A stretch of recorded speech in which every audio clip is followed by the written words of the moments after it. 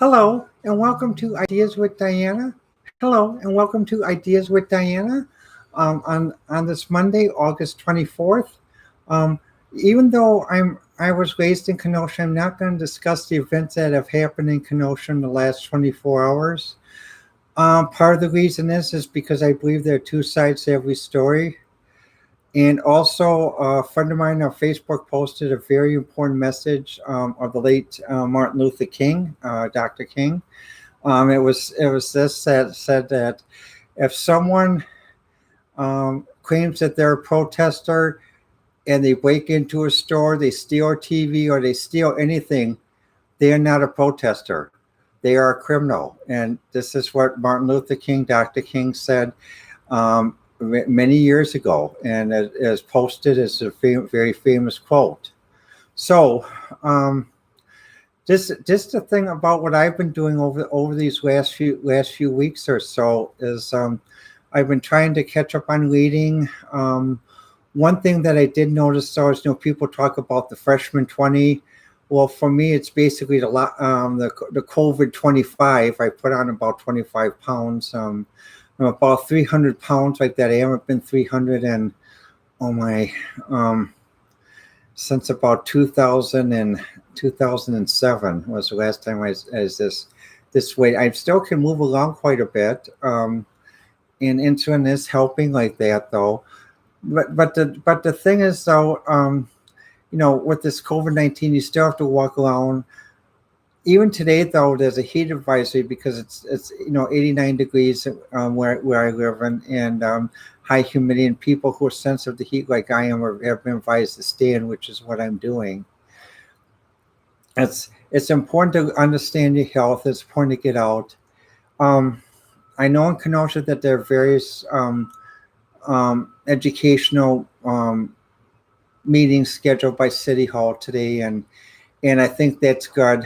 However, due to my health in my heat stress that I have, I can't I'm gonna have to stay at home there, and I'm just sad to see what happened with the downtown area though, like that, because many of the businesses and people who work and live in downtown are pacifists. They're very many of them are members of the UU Church that I'm a member of, and they're very much supporters of Black Lives Matter. So um, I can imagine that they're shocked to see this because basically many of them have in their store windows, Black Lives Matter signs and stickers, and at the UU Church that's in a nearby neighborhood like that though. I don't understand this about this protest and this looting. Really don't. And I mean, I understand that basically the Kenosha that I grew up in my high school years is not the same as it is now. And what happened the last 24 hours demonstrates that Kenosha has become finally part of Chicago and adopted the bad aspect of Chicago more than the good. Um, Fortunately, the library system is still basically um, the good aspects of scholarship, where basically the library system did form a group connection with other libraries in the area. So that's the good thing about what the good Chicago people brought to the area, was helping to form a co-op of the library, which really helps quite a bit. But again, it's always good and bad, but I'm just very concerned about and some people say, well, we protested peacefully and such and such and such and such, and we didn't get anything done, and we didn't get any. Well, the thing is, the thing to remember though is, basically when one takes offensive action to get something done, like violence, and that turns everyone against what the real mission is. And also when people become aware of that certain leadership has been trained by foreign actors or foreign people who were Marxist into Marxist techniques. Many people who grew up during the Cold War, including myself, still remember how communists were very good at using sleight of words, sleight of hand, sleight of argument, calling themselves Marxist socialists, and many people realize that both those were communism with a human face. But if someone really lived in a communist country, basically during the Cold War, they would not be calling themselves a Marxist or a socialist or anything else like that, though, because even in Czechoslovakia during the Cold War, about let's say 1980, let's say about 1983. Czechoslovakia was considered one of the wealthier coal iron current countries. They had they actually sold records at the overseas of classical music and other things. And they had record cutting machines which made records at the same quality as the U.S. that was given to them by the UN and by the United States government as well as the EU to try to form better understanding. But the thing many people don't realize, though, is, many people think, that was a workers' paradise. It wasn't. If you consider that a workers' paradise where if you speak incorrectly about your politics, you're watched 24 hours a day, your phone is tapped, your friends and neighbors and even your children are told to tattle on you and turn you in. That's not a workers' paradise. That's not a paradise for anyone. Or if you consider basically at a workers' paradise where basically you have a job but you're paid so you just have enough for food, and then when you do have some money to buy furniture is so cheaply made that basically you put the money you put on to save for a new TV or stereo system, boom, it falls right on the floor because basically the wood they used was non-standard wood, and there's a better stereo system in West Germany you want to buy, except the only problem is they don't accept communist script. Communist script is not in a convertible outside of a communist country. So they need hard currency, dollar bills, marks. And so what happened was basically the way people would have to get this hard currency in the quote workers' paradise or socialist paradise or Marxist paradise. They'd have to work a full day on Saturday. And a full day in a communist country was 12 hours, not 8, as it is in a capitalist country. It's 12, because basically since the government provides everything, you're expected to. So it's 12 hours. So basically, let's do the math. 6 times 12, 72-hour week for each adult person and child that's in high school, as well as in college. And that 12-hour set, that's what gave them enough hard currency to be able to go over to West Germany and buy that good camera, buy that good TV, buy that good stereos, and that would last a long time. And they really needed it to last a long time because it'd be a long time before they could buy another one in that. And when many people don't understand that, that's something that their propaganda quote hid like that though from people. And that's why, and also nothing that the workers' paradise propaganda held though too is certain people that were very tight with the Communist Party. Oh, they lived just like the way they lived the way we do in the United States. The communists set up special suburbs in Prague and Berlin, East Berlin at that time. They had U.S. cars, they had BMWs and everything. But however, though, once you lose this tightness, then you go back to working in the coal mine, and you go back working in a very crowded apartment, very poor furniture, very poor food. You went like this to that. So it's like how the mighty have fallen. And that's why, when I listen to conventions, I do wonder just how much of history is taught and actual history is taught, because there's some things even when I was in public school, K through 12, that wasn't taught in history. And what happens, my parents taught to me because my mother was a teacher, and she refused to teach in Wisconsin at that time because she felt that basically the teaching became more political than based on education. So, but when my parents did, they gave me side assignments where I actually studied the full history of the Civil War, the Vietnam era, and studied multiple points of view. It wasn't just from one far left point of view, and or even from a right point of view. But to really be fair, I had teachers in high school, college, and that were basically what some people would consider right of center, basically. However, they were the fairest professors and teachers that I had, because they had us learn both points of view and read both points of view from the first person, which is important. Even though they were even though some people say, well, those are Republicans, you're going to hear only Republic.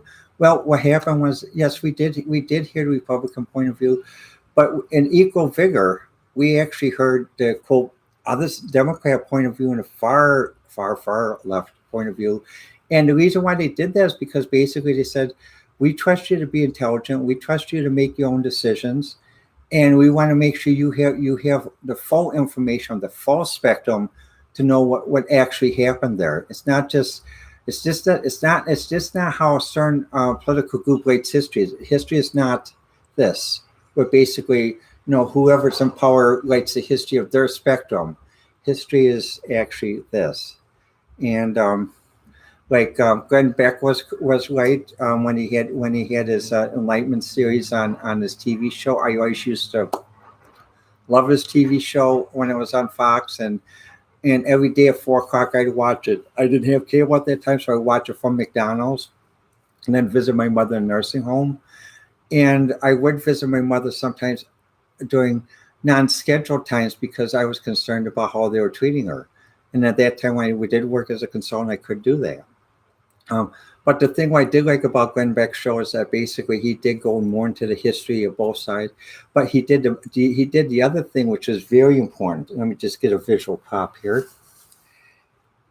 He encouraged everyone to read, not just look at pictures, but basically let's get another pop here. Just a minute.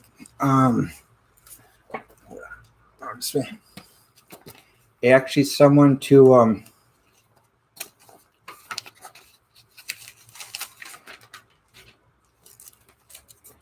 actually crack open a book, get a magazine, and actually read. Yes, read the words, not have them read to you. Read the words. Actually read the words. Take the time. Go through. So it's basically like the old SQ3R method. Scan, question, scan. You go through magazines, see what's in there. Make up questions of what you scanned.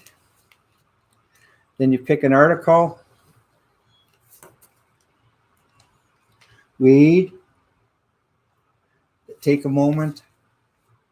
Think back. Recite what you said, what you read, and then again start anew and review. And Glenn Beck, during his TV show, used to encourage people basically to go back to reading the original Federalist Papers, which basically when he said that, I actually went to a library, asked, well, do they still have a book on the Federalist Papers? I actually read it all the way through. I found it very informative, and I actually wrote my own book on the new Federalist Papers in 2011 about how to improve the state of Wisconsin and some other ideas like that. I haven't written a second book yet, but the point is, though,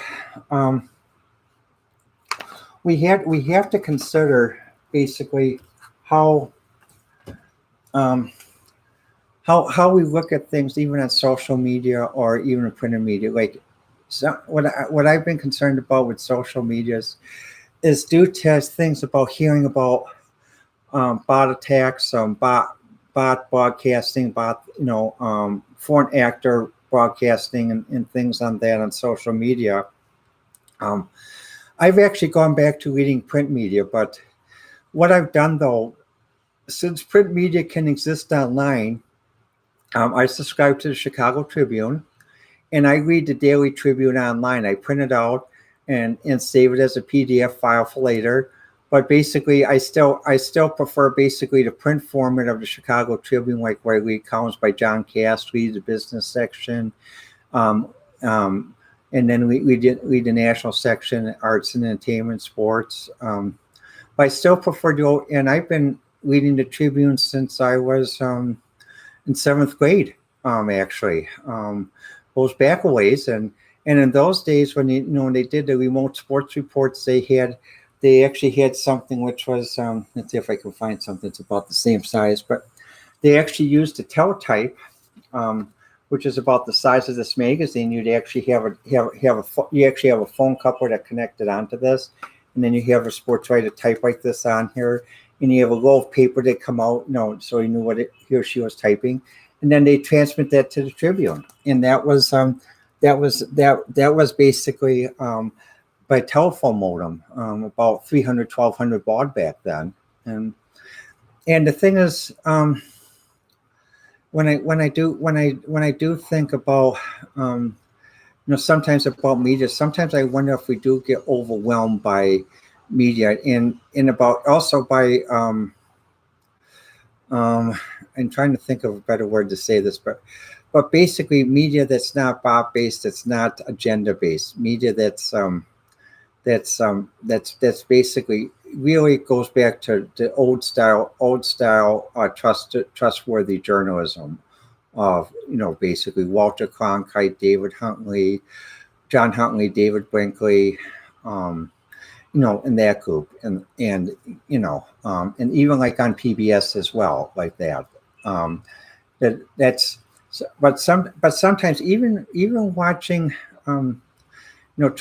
trusted journalism, sometimes I get overwhelmed by the news when I see all this stuff about COVID-19, what's happening with it, and I see this thing about the protests, and some days I have to take a media break myself, because basically I do care, but basically I can't get so overwhelmed that I get very depressed. Basically, seeing that certain things I think should be done better, or should be able to get starting to get resolved by now aren't, or some things that were resolved and now we're flaring again.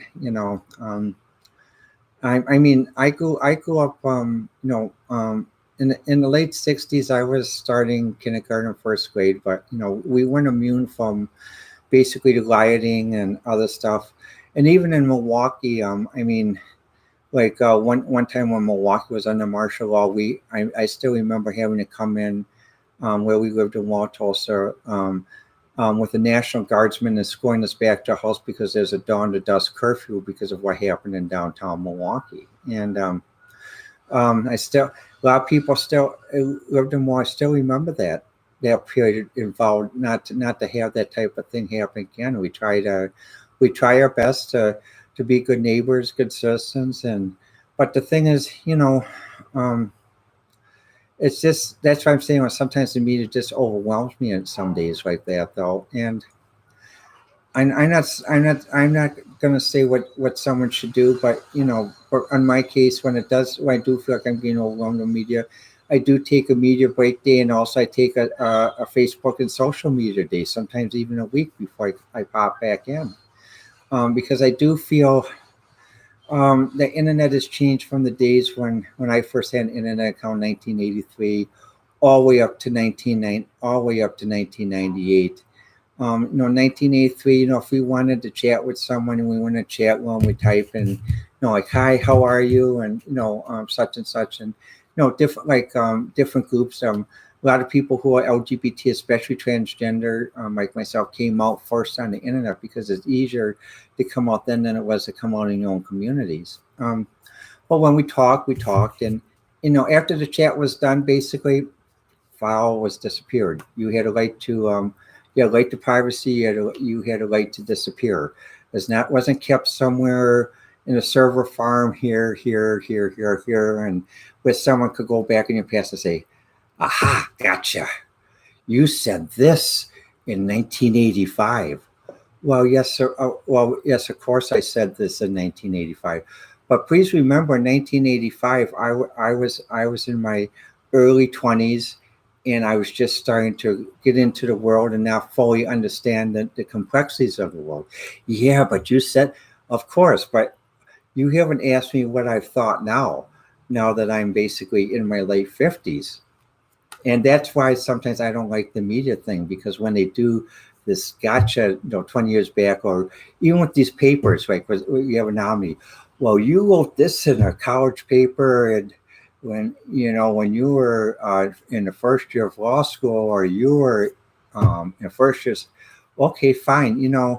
If everyone were to review everyone's college term papers that they wrote when they were 18 through 25, I'm sure we could find the whole galaxy guilty of some of offending someone at that time, because basically we are a product of our times, and when we are in our 20s, we are exploring, we are examining, and in our 20s sometimes we don't always practice thinking before we speak. We're very open.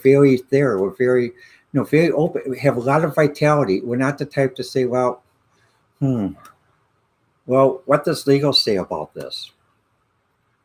Well, the polls are that, okay, 52% of our polls say we shouldn't say this, 40% say we should, and 8% are undecided.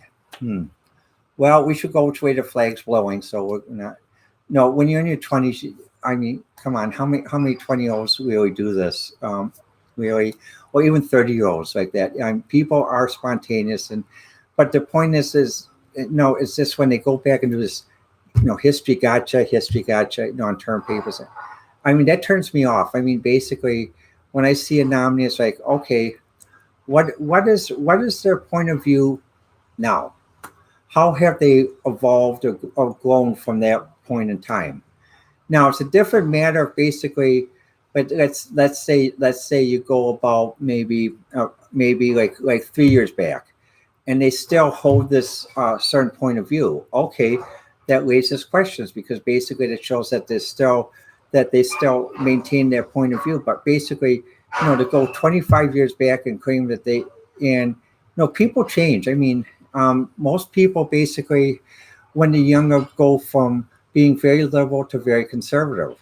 And some people actually go from being very conservative to being very liberal. In my case, I actually went from basically being liberal to a liberal Republican, moderate Republican, and some people even say a conservative Democrat, because basically I agree with certain social issues, but again, I don't mean to be the wet blanket here, but really it is, okay, how are we going to implement it? And it's more than just how we're going to pay for it, who's going to pay for it. And you just can't do the Robin Hood thing, say, okay, well, they're richer than me, we're going to make them pay for it. No, that doesn't work, because by the time, so let's assume we use this technique. Okay, this is the person, let's say this is the person who's richer than you or something. Okay. Or let's say let's make it a group. This is the group who's richer than you. Okay, so we have the three pins here. Richer. Okay, so you say, okay, well, we're gonna make them pay for it. Okay, well, basically one of them says, well, okay, they and all these support your position. This thing has to be.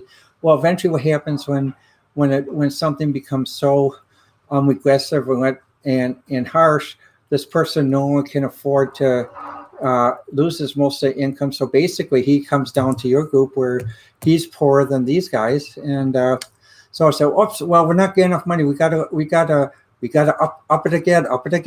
And well, this guy says, well, I tried my best. Sorry, I'm gonna have to punt. And then they said, well, this guy says, well, sorry, I'm gonna have to punt too. Well, then basically, what happens? Who's left?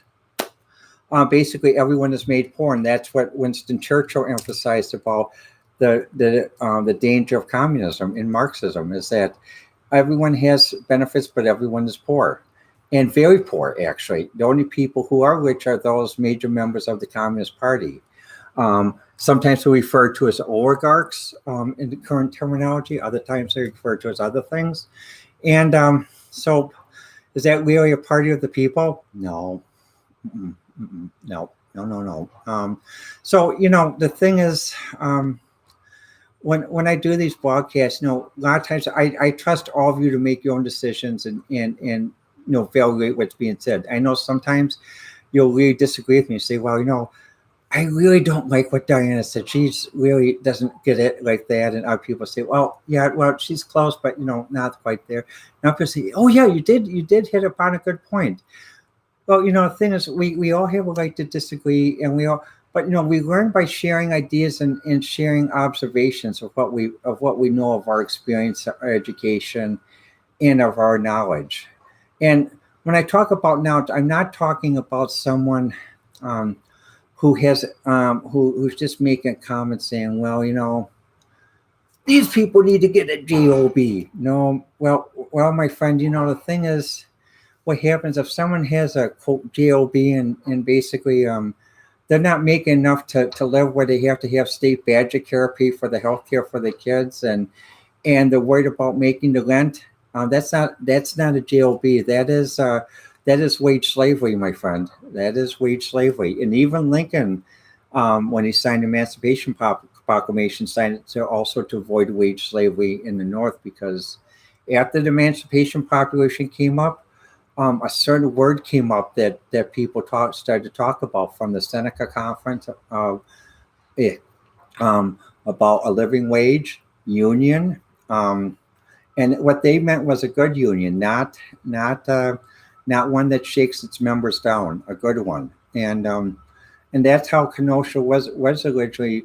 Originally went from a frontier city to an actual city, based on help of John Bain, Gilbert Simmons, Mary D. Bradford.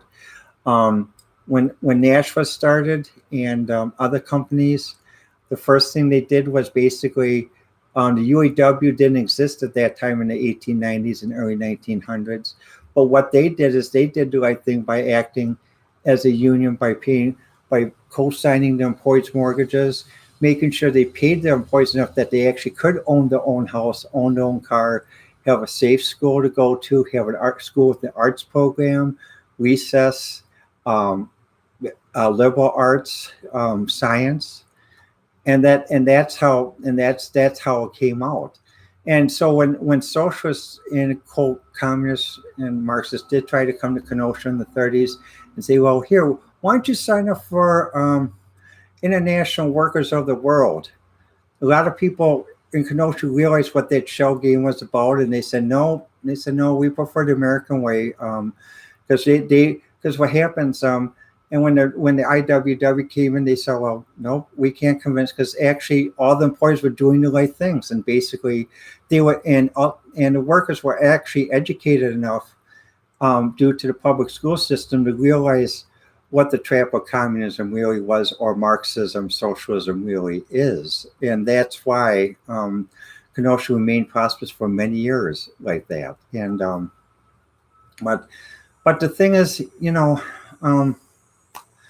I'm today basically I'm going to take a little bit of a media break, because I will watch the Republican convention tonight, but with this thing they have in Kenosha, I'm not going to watch the news, because it really distresses me, because it means that basically the hometown that I grew up in is now a part of Gangland, Chicago, and it's very sad to see that.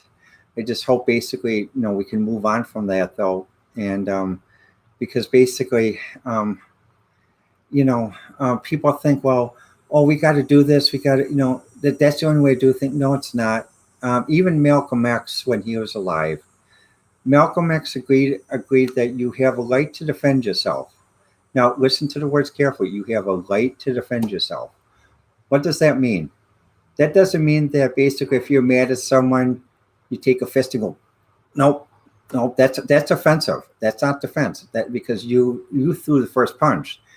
It's defense means that basically if you were peaceful and someone is actually hurting you, you have a right to stop them from hurting you. That doesn't mean that you have a right to maim. It doesn't mean you have a right to destroy. It means that you have a right to stop them from hurting you. And what I see basically in some of these things, like happened in Chicago on Michigan Avenue, what happened in Kenosha, that was not a thing to stop. That was a thing to destroy. So that's why I'm taking a media break, and I'm just going to end this saying, remember the words of Martin Luther King when a protester breaks a window, steals a TV, steals anything, they're no longer a protester, they're a criminal. And the words of Malcolm X, you have a right to defend yourself, which means you have a right to stop someone from hurting you, but you don't have a right to maim, kill, or steal. So, well, let me know what you think. My website is on Twitter at Diana1A and also at Ideas with Diana, the original show website. Just a program note, we're still talking with Parkside still waiting to see what's going to happen with the radio station. So we'll still continue with the podcast, and I'll put the podcast on Ideas with Diana on Twitter shortly, as well as is on Diana1A, in addition as well, and Facebook. But right now, due to this COVID-19, a lot of universities are up in flux, and some with a failed reopening. So basically, we're still trying to see what's going to happen through September. Well, let me know what you think, and I'll talk with you at a later date.